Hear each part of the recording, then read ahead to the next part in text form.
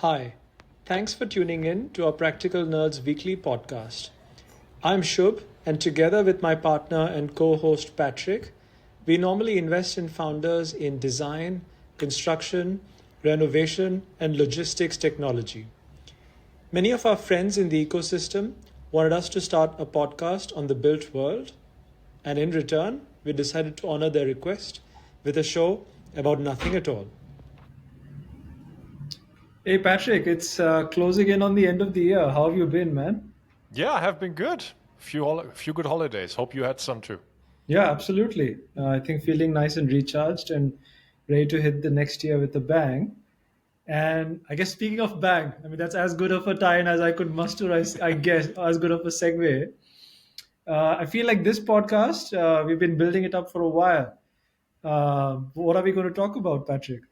I mean, it doesn't get more nothing than the holiday special of Practical Nerds, Uh-huh. which is we promised that we would bring the funniest or most meaningless idioms of our native languages and put them into the context of venture and or the built world, one of the two. And so usually you and I come completely unprepared. Mm-hmm. This time we came prepared because we actually had to prepare the idiom list. And that was That's already right. quite fun, I have to say. Oh yeah, I had a lot of fun, I must say, and I discovered a few idioms which I hadn't heard in what feels like decades. So that was really fun. So really looking forward to a nothing discussion, but also a very fun and nothing discussion. Indeed. Indeed. So the Excellent. way we are doing this is we have clustered the idioms a little bit by like the life cycle of a startup over Hmm. its, if it's successful, 7-10 years lifetime. And so we're starting off with, everything is going great. Then there's opportunity. There's an element of luck. There's adversity. There's uncertainty over that life cycle. There are Hmm. relationships that can go great, that can go bad. And yeah, so we're you and I, we've prepared a few idioms for each of those clusters, and then we'll put them into our context. I'm all set to go, man. I don't know about you. All right, let's do it. So we're starting with the cluster of, hey, my company is going just great right now. It's a great deal. It's a great company. Everything is going great. Like, do you have an idiom that fits into that? Yeah, so one from Bengali, which is my mother tongue, and it goes like ভাত ছড়ালে কাকের অভাব হয় না. So what that literally translates to is if you throw rice, you'll never have a shortage of crows, right? Um, Try to visualize if you can, what that looks like, right? And I guess if you stop and think about it, it probably leads to a situation. Yeah, I mean, if you and not it may not always be rice and crows specifically, but I think if you broaden the horizons, if you throw grains, for example, you'll attract pigeons. So I thought it was fascinating in the sense, let's say you're a founder, you could think of it as, hey, if you throw money at the problem, always have people joining you, and it may seem like, hey, it's so awesome, everyone wants to join me. Similar to if you have a VC, if you throw money at the problem, ready to offer very expensive term sheets, enormous ticket sizes, etc., things get done, and so on and so forth. And it could lead to a feeling that everything's working so good, right? Yeah. Just because I'm throwing this around, people are flocking to me, etc., etc. Crows are supposed to be very intelligent animals. So Okay. I like that you make the crow the VC in this instance. Yeah. you know when we discuss this, of course we're talking about the life cycle of a company, but I legit had VCs in mind as the crows in this idiom. Okay. And the visual that came to my mind was the moment a company is hot, or is deemed to be hot by Yeah. whoever the forces might be, and we'll come to some idioms which address who is in control. That's it. You're like the crows flocking to whatever grains of rice you can catch hold of. Right. It's actually there's the other meaning in there. A crow might be flying where there's already 10 other crows. That's also Yes, very fitting. that is true. Yeah. That is very true. Oh man. So I mean, it's literally for each of these clusters, you and I, we have like 10, 20 idioms each. So unfortunately, we can't go through all of them. But I want to do two quick ones from my native tongue, which is German. Yes. So the first one verbatim is Da steppt der Bär, which translates to that's where the bear dances. So that means like there's something good going on, and that's where you want to be. So no further context required here. That's literally to what you have in mind. But the other one, or what you just talked about, the other one is quite interesting. It's almost like life philosophy, which is very healthy for founders, investors alike. So the fastest way to get rich is to be poor in expectations. So that's Wow. that's another one to whatever is deemed great is also in the eye of the beholder in a Yeah. way. Yeah. And in a startup, it can be great one day and then it can be shit the other. So zooming out and seeing the general direction and trajectory of the firm, that has to do with expectations and the ability to contextualize things, Yeah. right? So the fastest way to get rich is to be poor in expectations. Wow. I mean, I'm sure there's some VC out there or some other founder listening to this and saying, hey, we are advocating for people to not be ambitious. I don't know if that's what we're No, saying. that's not what it means. So this Yeah. one is more about like you're able to contextualize things. Yeah. Yeah. It's actually a great life philosophy, as you said. Yeah, yeah, it's a good one. So it kind of moves into, so we're now going through the life cycle of a company, right? And so things change, and at some point you're presented with opportunity, and there is a luck factor, believe it or not, because I always like when another VC that I think highly of, that person says, hey, there's always 3 to 4 things that you control as a founder, and then there's 3 to 4 things that you don't control as a founder, market, regulation, competition, all of these things you don't control. So believe it or not, venture has an element of luck to it.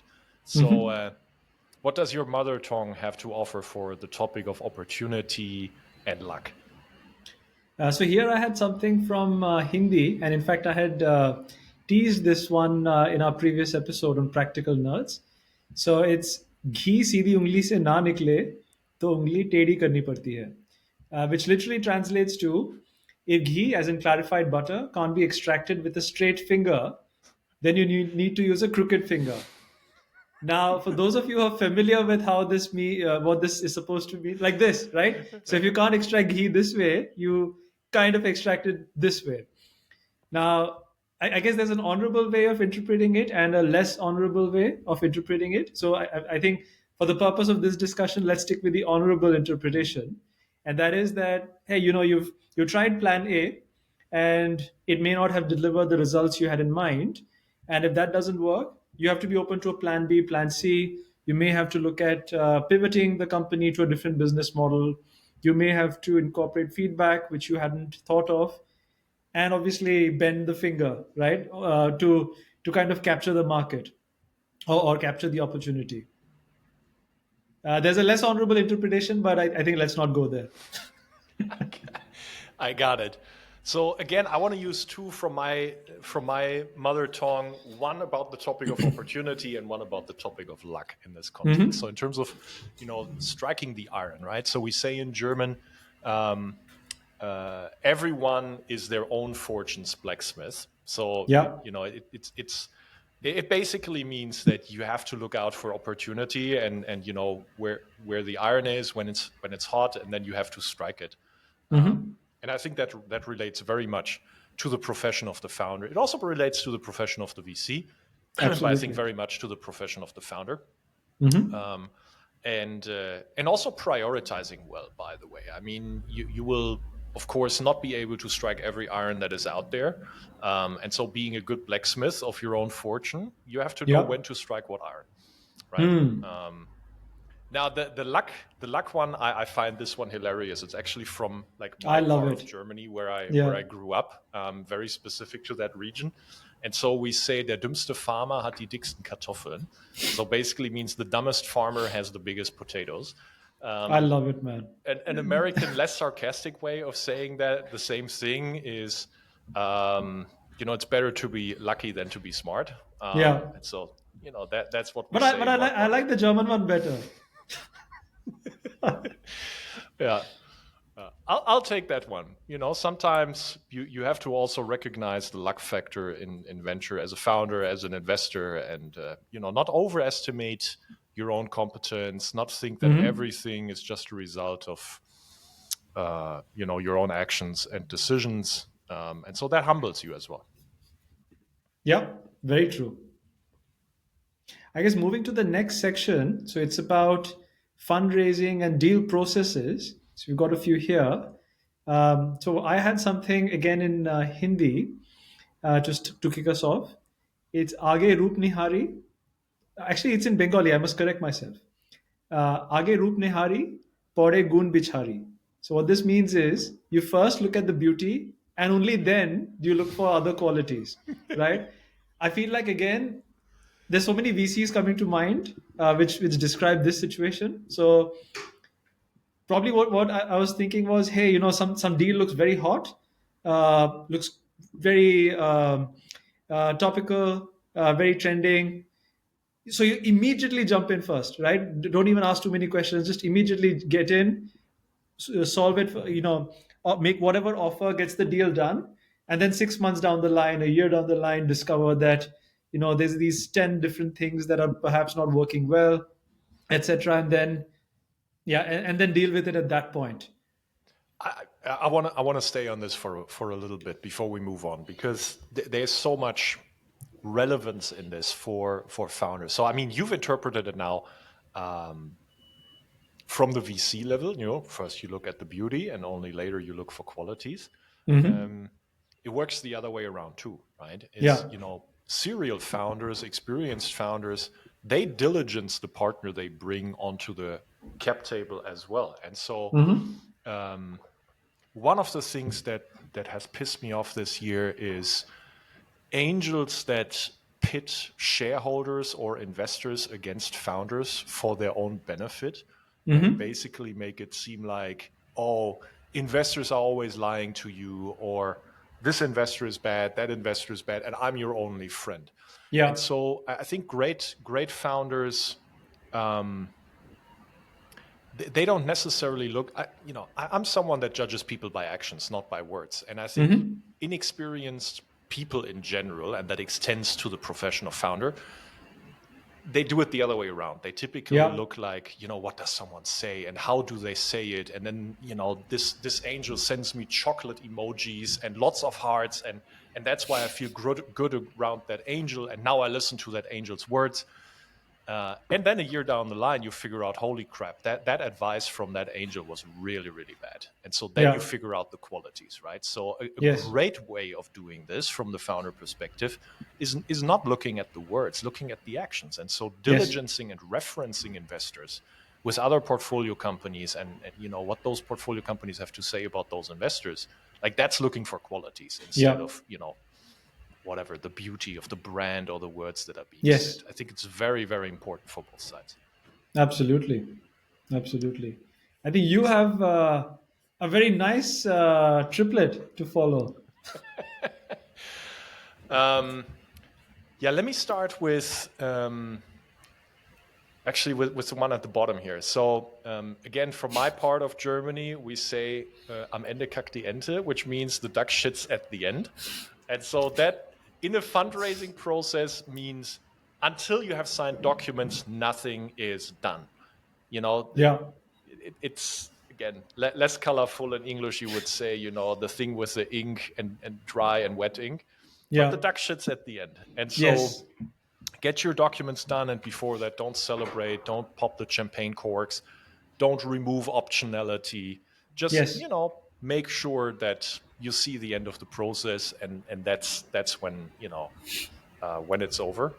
Another way of saying the same thing, by the way, is Klappe zu, Affe tot, which means flap shut, monkey dead. I don't know why we Wow. say that, but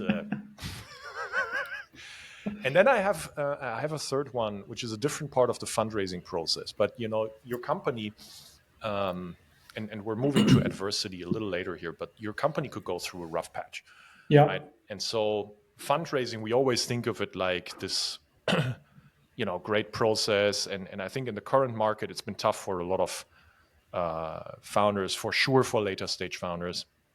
While for founders that raised the first round, I think the market has been quite good to them continuously. But then, as you go on and fundraising at some point during your 7 to 10 year life Yeah. cycle, statistically, it's likely that you will have at least one fundraising that will not go according to plan. And so Yes. um, that's where this idiom comes in. In der Not frisst der Teufel Fliegen. In emergency, even the devil eats flies.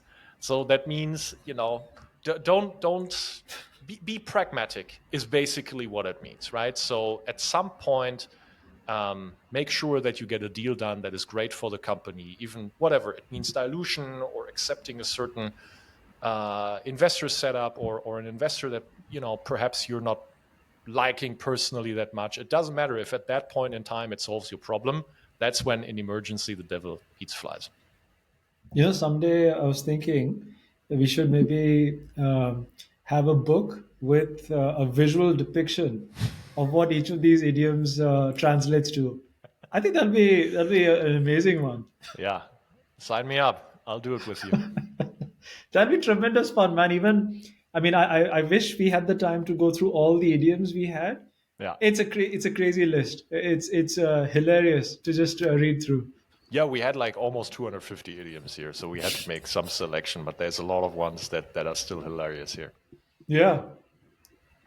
So again, moving a little bit through the company life cycle. So we've now, companies going great, and there's been opportunity, luck, fundraising, but then you will have like phases of your company where you just literally don't know what to do, like what's going on. You're trying to figure out what's going on, what is this, both the founder and the investor.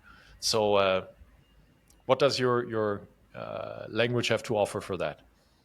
Okay, so this one I'm continuing with Bengali, and this is jar biye tar biye niye para pushir ghum nei. So what this translates to is the one who is getting married is sleeping soundly, but everyone else in the neighborhood is anxious, right? I mean, and again, this could we could break this down in so many interpretations. I feel like so. In other words, in a broader sense of the meaning here is, hey, if it doesn't have something to do with you, just chill out, right? Focus on your own problems, your own challenges, your own issues, instead of getting worked up over someone else's events or Hmm. something else. Hmm. And there's so many ways to think through this. I see both VCs and founders getting extremely worked up over something they've read in some media publication about some company and how that could affect their company, or some other VC making a very big conclusion about huge conclusions based on some other uh, observations or some announcements or some speculation which perhaps is not that related to a specific point being discussed, etc., etc. The other way to also interpret this is, hey, just because others around you are getting nervous, Hmm. that doesn't mean you yourself should get nervous if you know better about your own situation. I think that's So another way of interpreting it. I think this is super topical for a founder in construction tech, AEC tech, etc. Because in general, I always say the founder knows 100 to 1,000 times more than the investor. Hmm.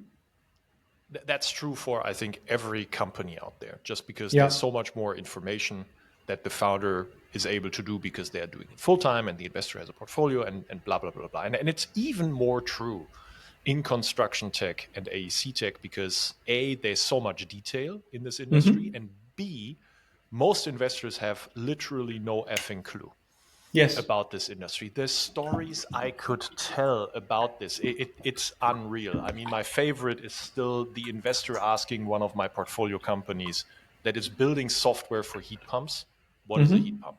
And you're like, I Ah. mean, why are you having this call?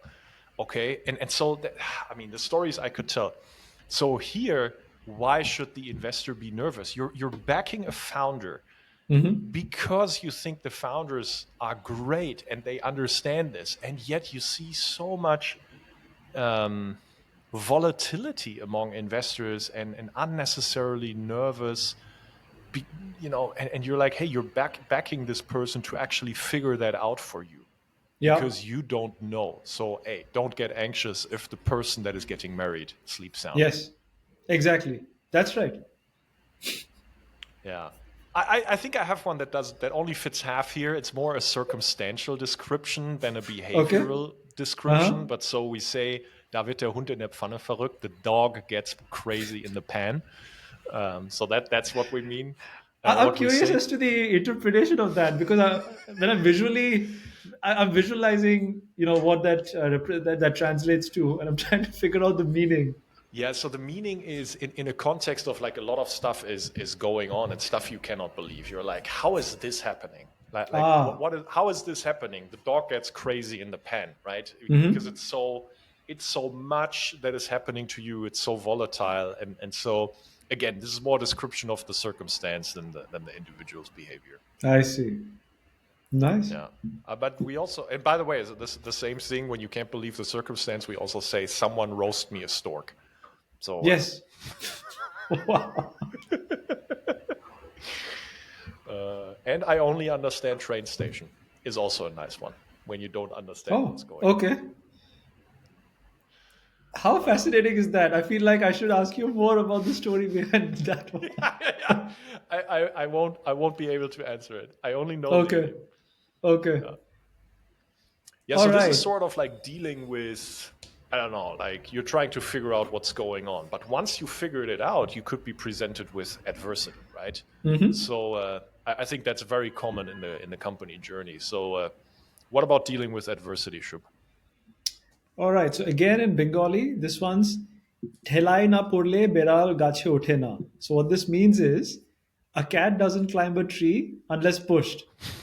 So, I mean, in my mind, I feel like cats climb trees all the time, but nevertheless, I'll go along. So, what this is implying is that hey, a cat probably does not want to climb a tree, but if it's pushed, it'll go up, or only if it is pushed will it go up. Hmm. So, in other words, hey, only because of adversity or only because you're pushed into a corner will you perhaps elevate to a higher level or discover new potential in you.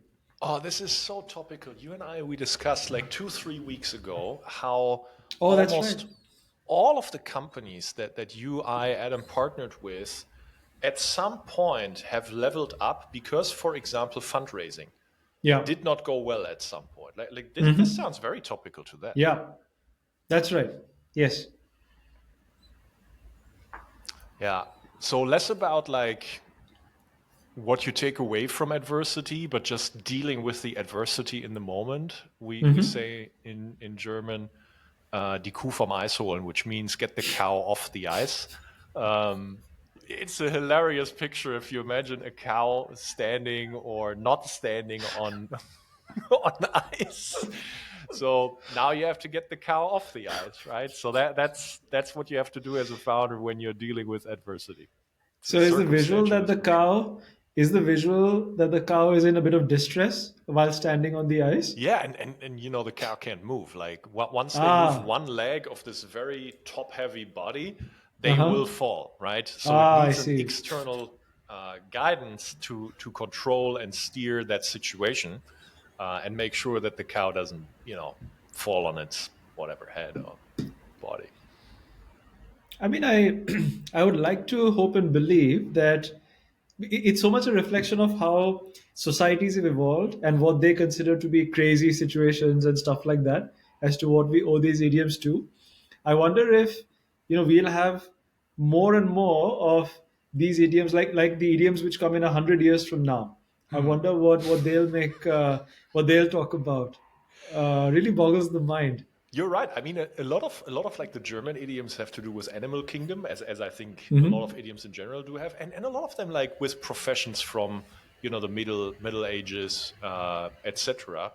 I don't know. Hmm. Perhaps there will at least be some that are more topical to the 21st century. Um, Yeah. Speaking of like medieval professions, the Uh-huh. sausage maker in Germany. Uh-huh. So we also say everything has one end, only the sausage has two. So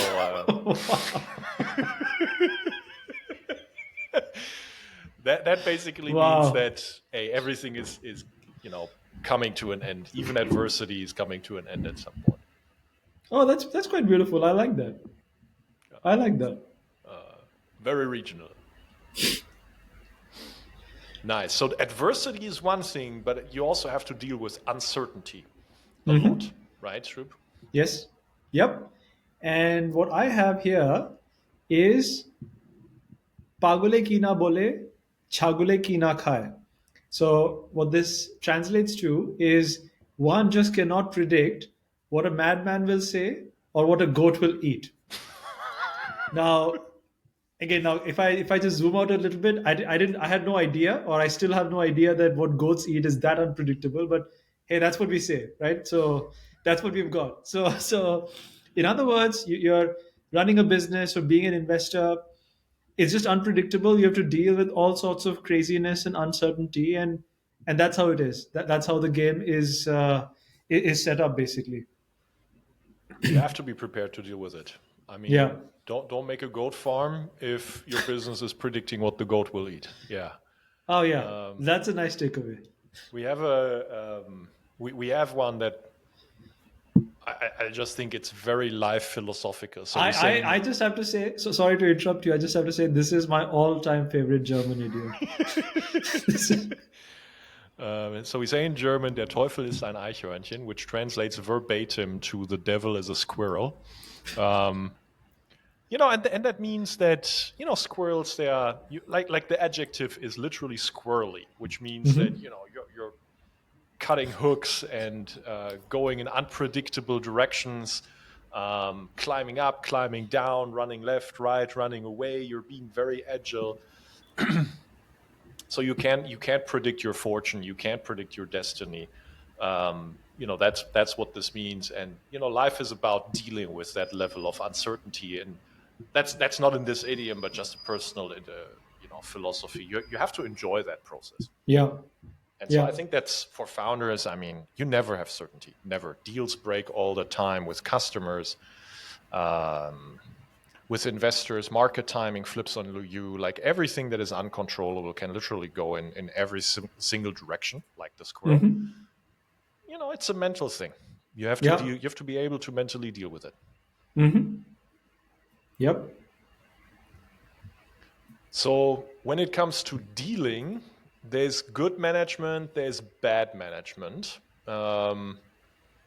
There's good setups, there's bad setups when it comes to adversity and uncertainty. So let's perhaps start with like bad management, lack of competence. So here we have a few fitting ones. Yeah, I think some highlights here. So I have a couple of Hindi ones. So the first one is "Bandar kya jane adrak ka swad," which translates to "A monkey does not know the taste of ginger." Which again, when I think of the visual, I don't know if monkeys ginger, is there like a geographic distance, or what prevents a monkey from tasting ginger? But be that as it may, right? So what this is supposed to mean is that, hey, if you want to know what ginger tastes like, don't ask the monkey, because the monkey has no clue, right? So similarly, when we want to form an opinion on a certain market or a space or some professionals, don't ask someone who does not actually have any demonstrable success or any demonstrable expertise in that area, because it's as good as a monkey's opinion on ginger, right? And similarly, and I feel this is true for founders, for VCs, everyone. Too many people are forming opinions or Yeah. getting swayed by the opinions of pseudo experts who have no right to call themselves experts. You know what? Sorry, I just want to interject here before you go with the second idiom here. But I make it a point on the boards that I serve on. Every session, there will be at least one topic where someone asks my opinion, and I will literally say, I don't have an opinion here because this is not my area of expertise. And I'm missing that with so many board members. And by the way, board members are not always investors. Board members can be Yeah. founders, and board members can be independent directors. I mean, how often do you hear that someone says, I have no competence here, I should not weigh in? I say it all Yeah. the time, but I very rarely hear it from other people. I would say, my personal reaction, I think VCs are more guilty of this than founders. Right. of pretending to be experts or pretending to overweigh opinions of so-called experts a bit too much. I agree. I agree. Before you go, let me actually interject one from the German language because I think it Sure. fits perfectly to this. So we say, unter den Blinden ist der einäugige König, which translates verbatim, among the blind, the one-eyed is the king. So in the context of what we just discussed, there are topics which nobody can be an expert on because, for Yeah. example, it might be um, due to adversity, a very special circumstance, but you would be able to see more clearly than someone that has zero experience in that. So the IPO journey is such an example, right?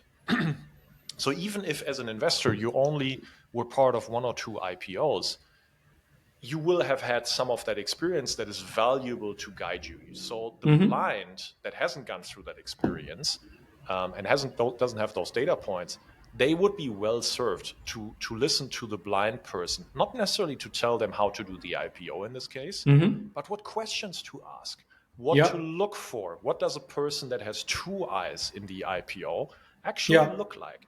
And so that's something that I think great founders take advantage of is recognizing where they are blind, recognizing where there is a one-eyed person in their direct group, and then getting to the two-eyed person through the Yeah. one-eyed person, and but that's very rare actually. Unfortunately, most founders will, if they have a if they have a one-eyed among them, they will think, okay, then let me just figure it out myself, and so Yeah. that's a bad way of doing it. I agree. I But agree. it requires the one eye to also acknowledge that they only have one eye. Yes. Yes. Very true. All right. So moving on with the second one I had in mind. So this is again in Hindi, and this goes "Nach na jane angad teda," or the dance doesn't know that the courtyard is crooked. Right. So I guess in English this idiom would go. I mean, what the English version of this idiom would be: a bad workman quarrels with his tools. So, in other words, or to go back to the Hindi version, it's like, hey, if you're not good at dancing, then don't complain about the state of your courtyard. It's just that you're a bad dancer or you can't dance, right? And I feel like both VCs and founders, we quite often come across these tendencies where you'll blame XYZ, some reason, Mm, some externality, or this happened, that happened. Whereas quite often the very simple, straightforward explanation is, hey, your product is bad or your execution is bad, you've just not found product market fit, and that's the end of the story, right. right? Instead of coming up with all these elaborate explanations for why things didn't work out. Oh yeah, I can remember a lot of that. We have this fun episode where we have founders in the Asian portfolio always pointing to monsoon season when Oh, there's yes. revenue drop, and you're like, huh? It's January. I didn't know, but Oh, man, well so spotted. Well spotted. yeah. Uh, and I'm very sure that investors do the same towards the people that they report to their investors. Oh, Just yeah. bad luck. Okay, sure. Yeah, you didn't make a mistake. So within the topic of like bad management, um, we say in German also mit Kanonen auf Spatzen schießen, which translates verbatim to shoot sparrows with cannons. So what that means is that the resource allocation that you have to achieve a certain goal is very bad, right? Yeah. So you're just being very inefficient. Now, this in itself is a whole practical nerds episode. Yeah. We could like, but think sales efficiency, right? So if you need to spend $3 to add $1 of revenue, you're shooting sparrows with cannons. Yeah. It's not going to scale. It's not going to be very effective. And so, I think in times like these, the sales efficiency is under magnifying glass. So don't shoot the customer with cannons. Don't shoot the Yes. sparrows with cannons. Try to be surgical. I think we should take this up. I mean, 2023 is coming to an end. I mean, we haven't seen what 2024 turns out like, but it's a good topic to dig into on just how inefficient some companies have been, learnings from that. I mean, I feel like companies are taking away lessons already, Mhm. but yeah, that'll be a good one to dig into. So actually, that's a segue, not quite in the order, but do you want to jump to learning and good management first before we come to bad Oh, setup? sure. Yeah, sure. All right, then let's go there. So now we had the bad management, incompetence part. The opposite of that is learning from the adversity, uncertainty, opportunity, and making good management out of it. So what do you have to offer? Okay, so this one's in Hindi. It's दूध का जला छाछ भी फूक फूक के पीता है. So it translated, one who has burnt his mouth drinking hot milk drinks even buttermilk carefully and slowly. Right? And for those of you familiar with buttermilk, you normally have buttermilk cold. It's not normal to have buttermilk warm. So, in other words, once you've burnt your tongue, you like even a cool drink is something you tested very carefully, very wary of consuming everything immediately. uh, I think this is so appropriate, especially for the times we are in right now. Right, people. It could come down to selecting the right partners. It could come down to how trusting you are of a new funding round. Mhm. Going back to what you said earlier about the duck shitting at the end, right? So you're like being very, very careful, right? Not trusting anything at all until it finally happens, and assuming the worst could happen at every.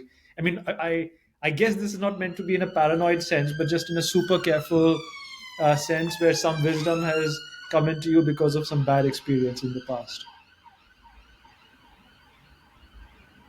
There's a German version. I just moved it up in the list here, Shub, but there's a German Uh huh. version that like is very like for like to what you're describing. So we say Vorsicht ist die Mutter der Porzellankiste, which Ah, translates verbatim to carefulness is the mother of the porcelain box, right? wow. So that also comes from learning is that hey, you want to be careful around that porcelain box in order not to break the porcelain. Yeah. Um, so you burnt your lips, you're drinking buttermilk slowly. Yes. Yes.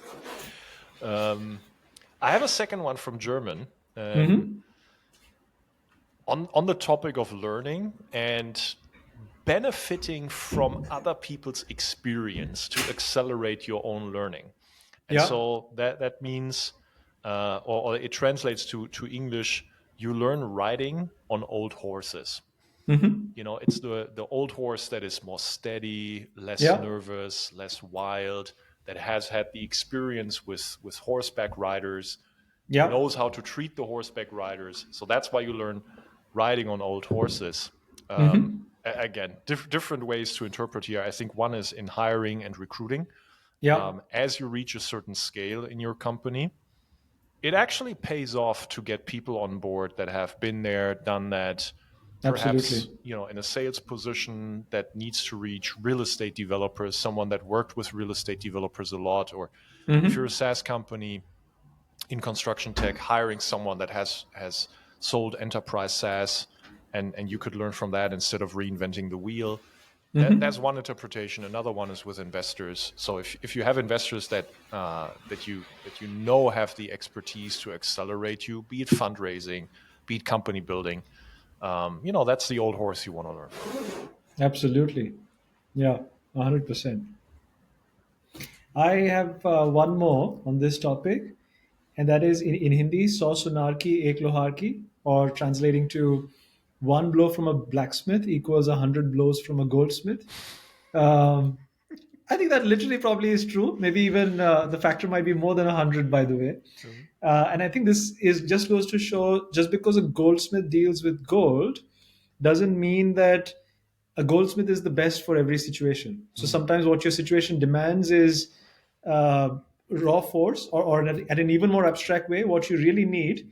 And going back to your horses uh, framework, the English idiom for this would be horses for courses. So what you need is someone who's figured out what to do or who to go to for specific problems. Right, So if you need a blacksmith, don't go to a goldsmith, even if it takes 100 blows, right. right? Because the blacksmith knows how to get it done in just one blow. That's an amazing one. I like it. I mean, it's so topical on resource allocation. Yes, Um, it's also topical on, yeah, like you say, who to turn to for, I mean, advice, but actually getting a job done, yes, right? And who would be the most efficient person to get a job done? Hmm. I mean, that's like probably in a founder life, you have three of these decisions every day. Yeah, absolutely. So perhaps let's go then to the bad setup part. So we Hmm. had like bad management, good management. Let's go to bad setup and governance, and then we come to like um, the relationship part of it. So bad setup. What do you have for us? Yeah. So the first one I have in Hindi, it's jiski lathi uski bhais, or the one who has the stick has the buffalo. It's like very visual. And I guess what this means is, hey, in at a more meta level, what it means is, hey, whoever has the power gets to control the narrative or the situation, Hmm. right? Again, I think like this can be interpreted in so many ways in the world of VC and constru-tech right now. We've talked about pay to play, for example, in a Hmm. previous podcast, but that's just one flavor of this dynamic of whoever has the power can make anything happen. Uh, I feel like governance in general is a topic which is being discussed a little bit more these days, but in my opinion, still not enough. And unfortunately, because I think it's kind of coming into the fore much later than it should.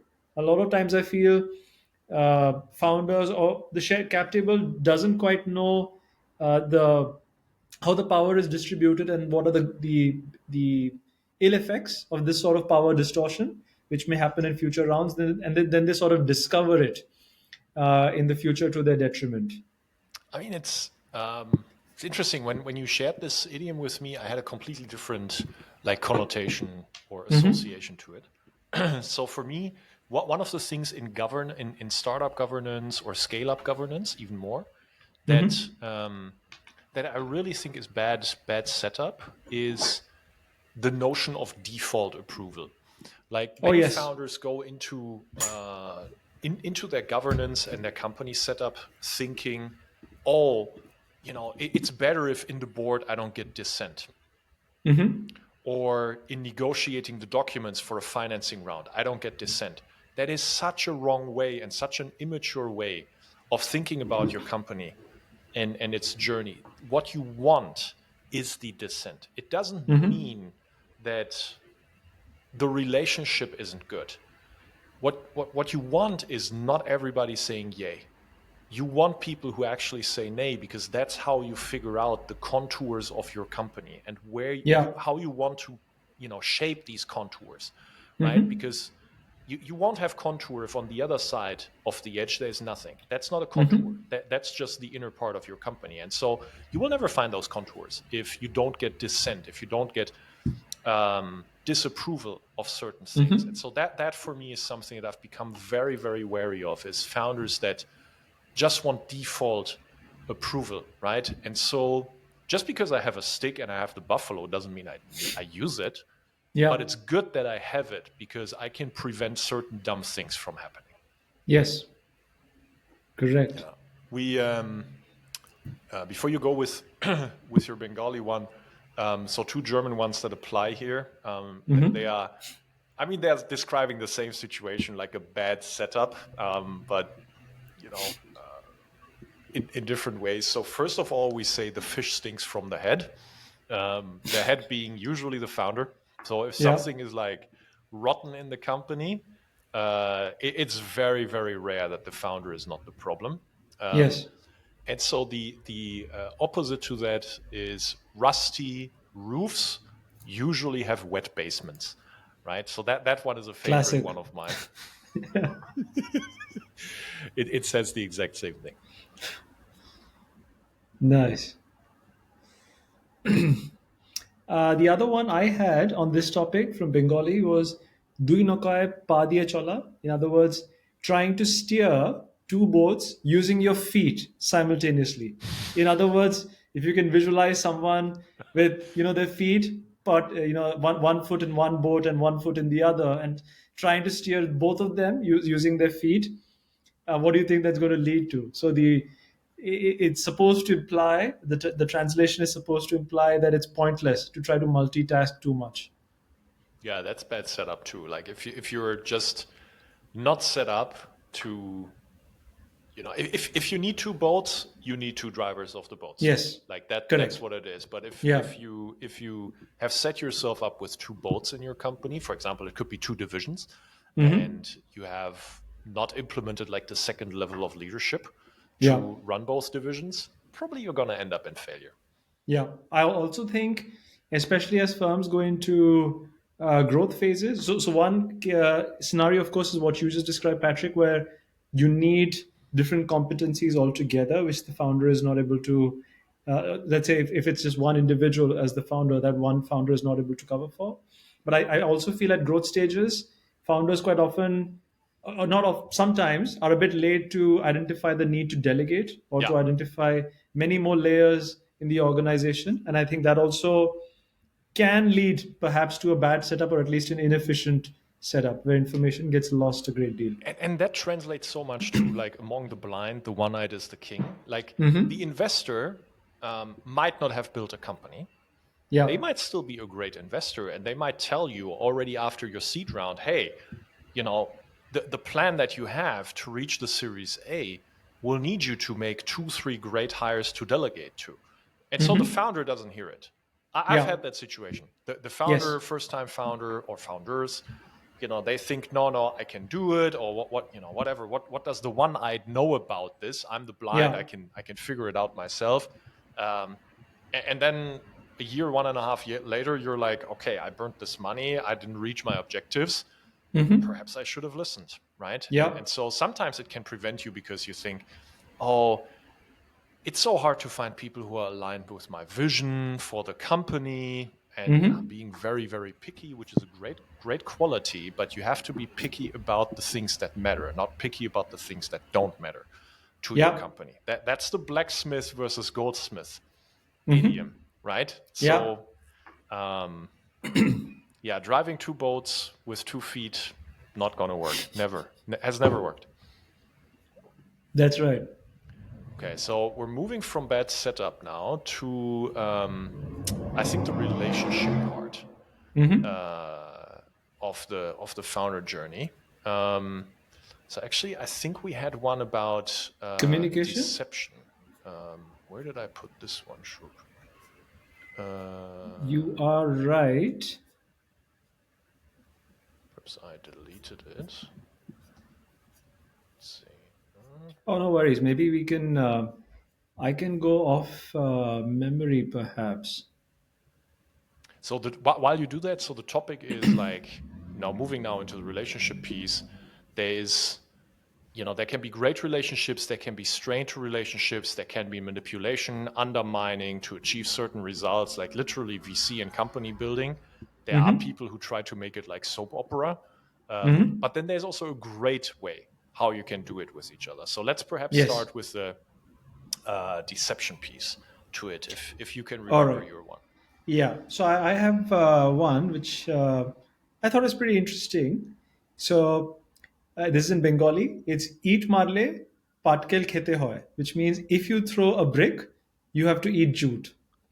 Jute being the fiber which you make shoes, bags, etc. out of. So, in other words, if you intend to do wrong to someone, be prepared to face the consequences yourself and be prepared to face misery and hardship and basically a bad time. You'll get a bad time if you cause difficulty to others.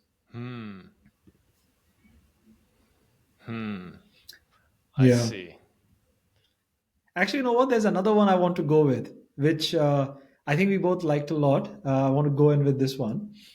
So this is again in Bengali, Chorer Mayer Boro Gola, which means the mother of the thief has the biggest neck.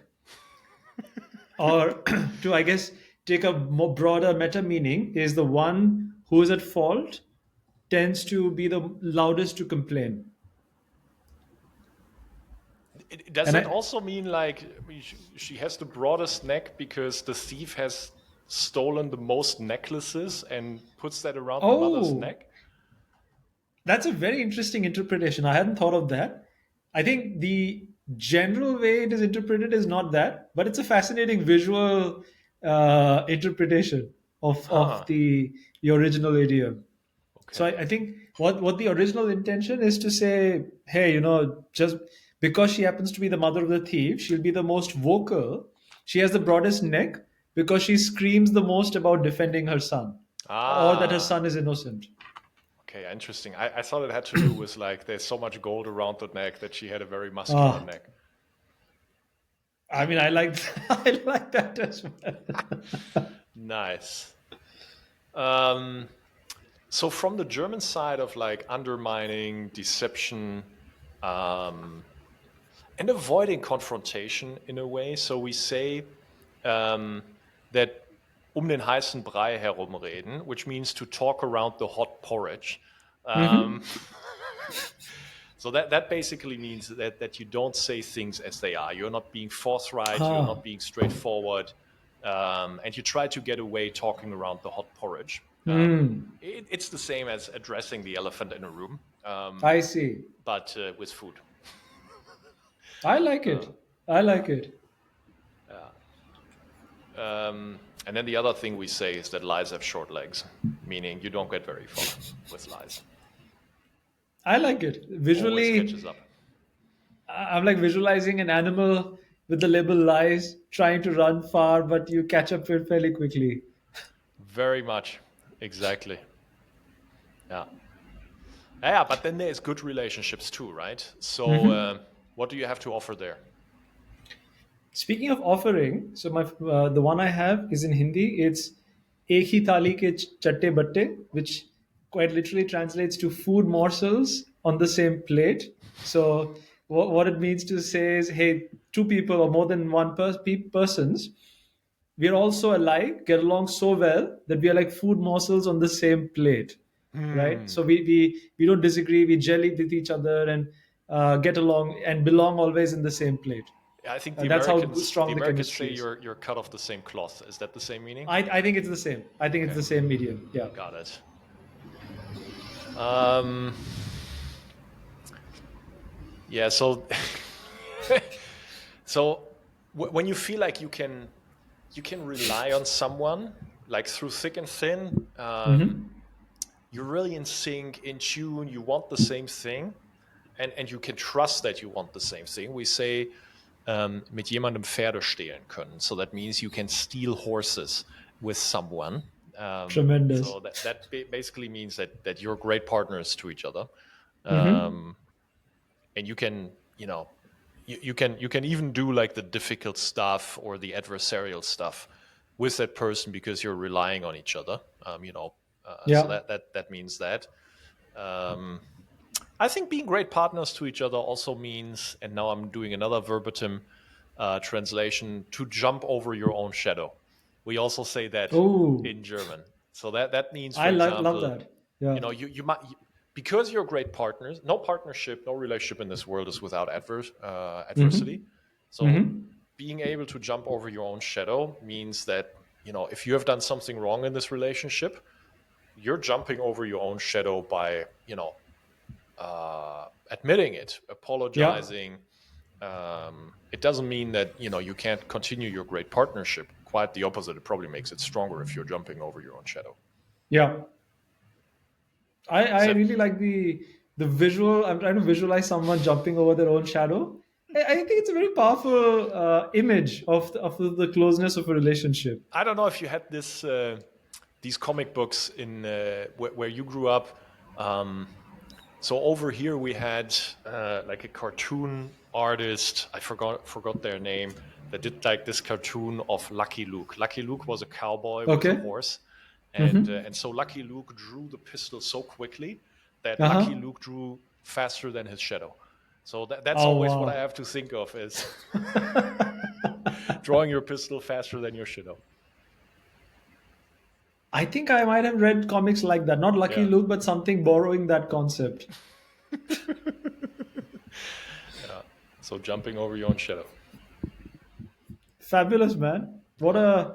What an excellent collection of idioms. I Actually, feel like how about we do one wild card each? We're still looking here at this list of 200 plus.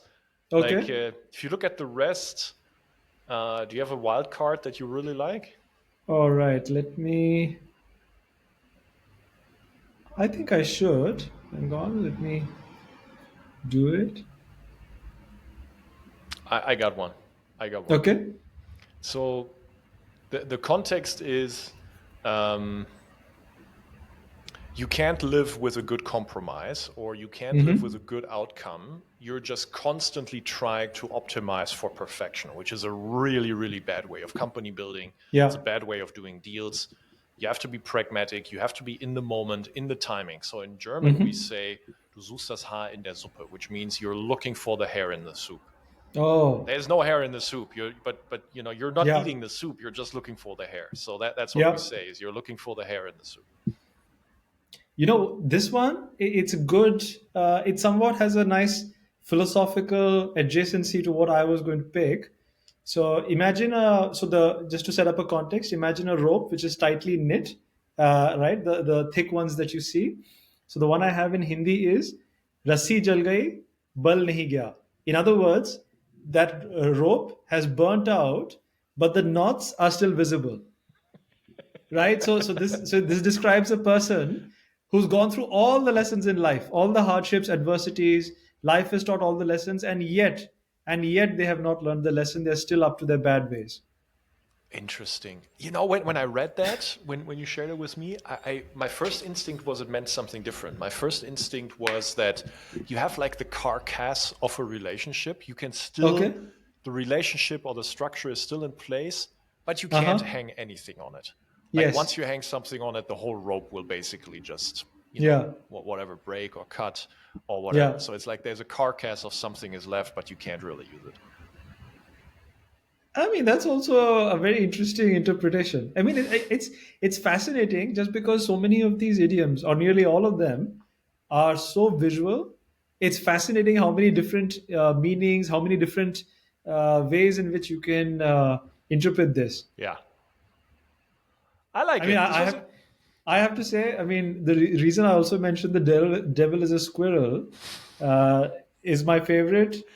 I think it applies to so many situations in life. You can just randomly invoke that idiom, and it just fits right in that situation. exactly. It's like very uh, I mean, it's such a philosophical bend on life that